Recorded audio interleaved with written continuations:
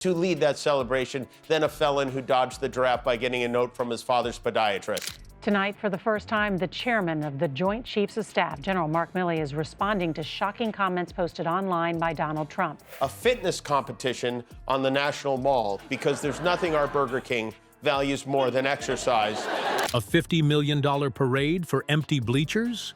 You won't believe how Trump's so-called tribute to the troops turned into the most expensive flop of his career. And the kicker? A top general just savaged him on live TV with a message Trump did not want you to hear. Before we move on, I'd like to ask you a small favor. If you appreciate this content, please take a second to like this video and subscribe to the channel. Over 98% of you watch the videos without subscribing. It costs you nothing, but it makes a huge difference to us. So, did you click the subscribe button? Great! Thank you so much. Now, back to the video. Is having a parade tomorrow. He claims the parade, which will cost American taxpayers somewhere in the neighborhood of $50 million. And the sick individual who's making this happen is busy planning his big birthday parade, or as I'm calling it, Farty Gras. Trump. A $50 million military parade sounds like a grand tribute to the troops, or maybe just a grand tribute to Trump. In 2018, Trump decided he needed his own massive military spectacle in Washington, D.C., reportedly inspired by the grandiosity of France's Bastille Day celebrations. But somehow, this patriotic extravaganza ended up coinciding suspiciously close to his birthday. Subtle, right? The price tag, a jaw-dropping $50 million, was meant to deliver tanks rolling down the streets, fighter jets roaring overhead, and cheering crowds lining the National Mall. What it actually delivered? Empty bleachers and awkward silence like a sad kid throwing himself a birthday party no one shows up to.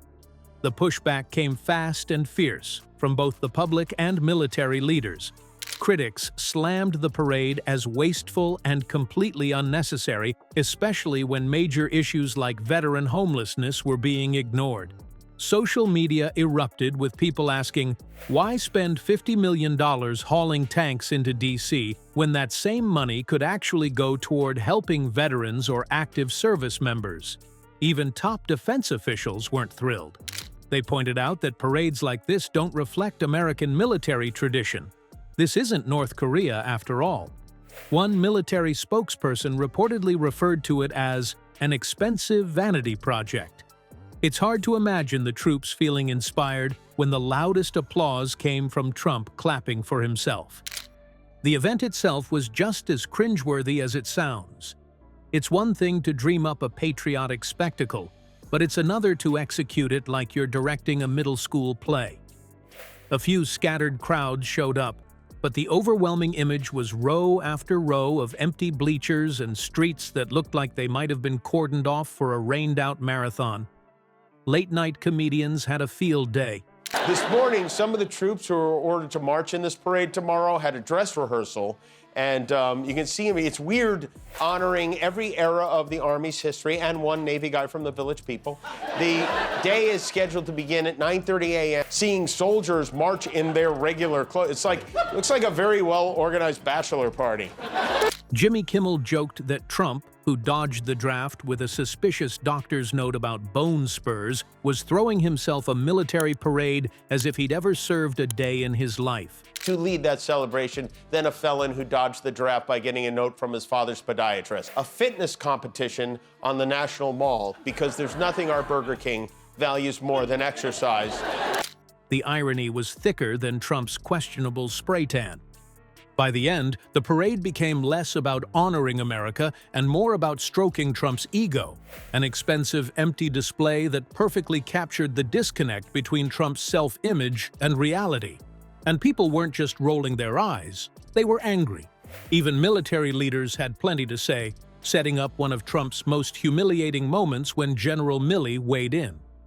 Tonight, for the first time, the chairman of the Joint Chiefs of Staff, General Mark Milley, is responding to shocking comments posted online by Donald Trump. As much as these comments are directed at me, it's also directed at the institution of the military. The president suggested last Friday that the nation's highest-ranking military officer deserves to be executed. When General Mark Milley speaks, people tend to listen, And during one live TV appearance, Milley delivered a statement that seemed aimed directly at the man who wanted tanks parading for his birthday. Without naming names, Milley reminded everyone where the military's loyalty actually lies.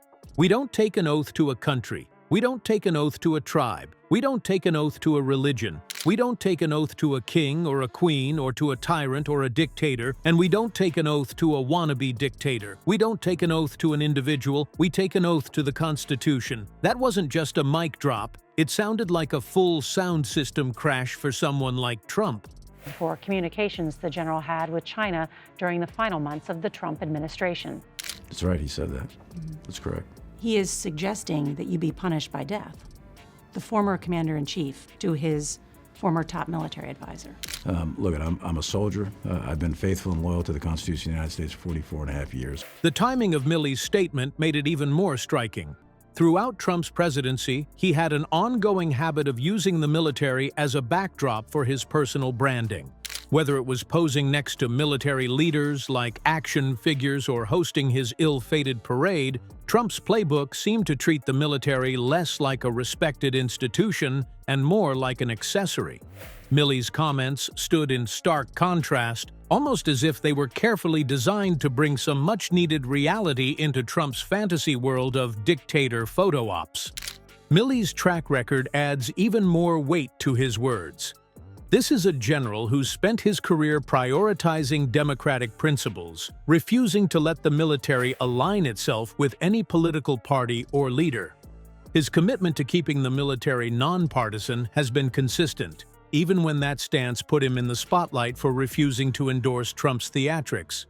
In contrast, Trump's approach to leadership often felt like a reality show where respect for institutions and values got kicked off the island first.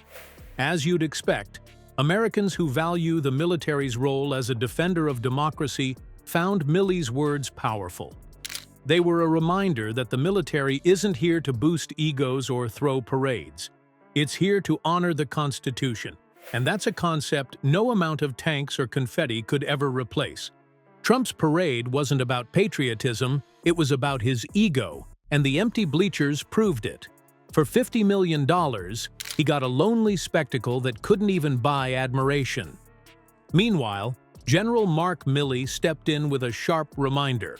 The military serves the Constitution, not a man chasing dictator vibes and applause that never came.